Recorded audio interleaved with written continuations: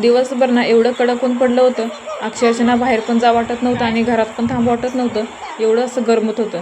आणि अचानकच ना 4 वाजल्यापासून पाऊस पडायला लागलाय. आता पाऊस पडतोय त्याचं एक टेन्शन आहे आणि माझ्याकडे पिल्लूला वेगळंच टेन्शन आलं होतं. ते म्हणजे समोरची शाळा आहे ना, तर त्या शाळेमध्ये पोरं घरी कशी जाणार ह्याचं त्याला टेन्शन आलं होतं. त्याला म्हटलं काय ती जातील म्हटलं, त्यांची काय स्कूल बस आहे.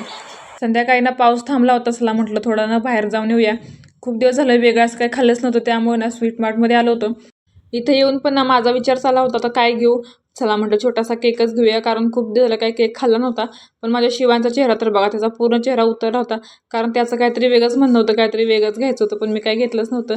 लागलीच दुकानामध्ये पण गेले आणि दह्याचं पॅकेट घेतलं, कारण आज ना मेथीचे पराठे करायचे होते. त्यामुळे म्हटलं लागलीच आपलं घेऊन जाय, परत तिकडे वरती यायला नको. आलेल्या दोघांनी पण मस्तपैकी ना खायला घेतला केक. आता शिवांचा माझा चेहरा तर बघा एवढा चांगला खुलायला होता ना, तो कसा तिथल्या तर एखादी गोष्ट सोडून देतो, त्यामुळे त्याचं मला एवढं काय वाटत नाही. मेथीची पेंडी साफ करायला घेतली होती. आता दिसत्यावरून एवढी छान, पण आतून ना पूर्ण खराब झाली होती.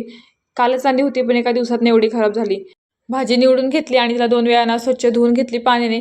चला म्हटलं बारीकला कटिंग करून घेऊया. तेवढ्यात माझ्या ना पिल्लूने आवाज दिला की मम्मी मला दही पाहिजे. मग काय त्याला पॅकेट फोडून दही दिलं. आता हे माझ्या बोक्याला एवढं दही आवडतं ना, आता डायरेक्ट त्याला दिलं नाही मी दही, कारण थोडंसं आंबटच होतं. त्यामुळे त्यात थोडीशी ना मी साखर टाकली होती. त्याला दही टाक म्हणाल तर ना एवढं आवडतं ना. चला म्हटलं आपण आपल्या कामाला लागूया. गव्हाचं पीठ चाळून घेतलं, त्याच्यामध्ये थोडंसं बेसन पीठ टाकलं होतं. आता ते मी अंदाजानंच टाकलं होतं.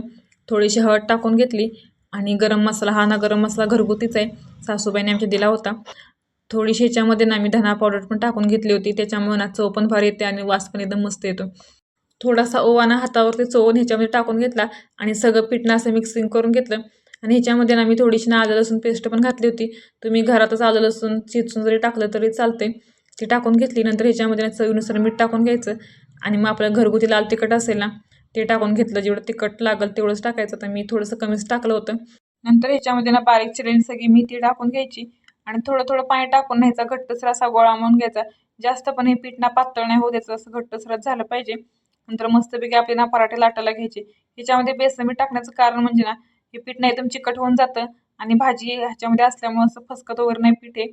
आणि आपण जशी पोळी कशी लाटतो त्याप्रमाणे पराठा मस्तपैकी ना लाटला जातो. दोन्ही बाजूने सारखा आलटून पलटून ना मस्तपैकी पराठा गोल असा लाटून घ्यायचा.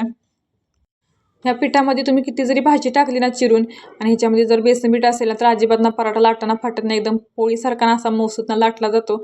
मस्तपैकी दोन्ही साईडनं पराठा खरपूस भाजून घ्यायचा, भरपूर असला तेल लावून घ्यायचं, कारण पिठाचा वापर जास्त असतो त्यामुळे ना पूर्ण पराठा पांढरा पडतो. मस्तपैकी दोन्ही साईडनं पराठाना लाटून घ्यायचा आणि छान असं ना आपला पराठा तयार झालेला आहे बरोबर खाण्यासाठी. चला तर मग आजच्यासाठी एवढंच, भेटूया पुढच्या ब्लॉगमध्ये.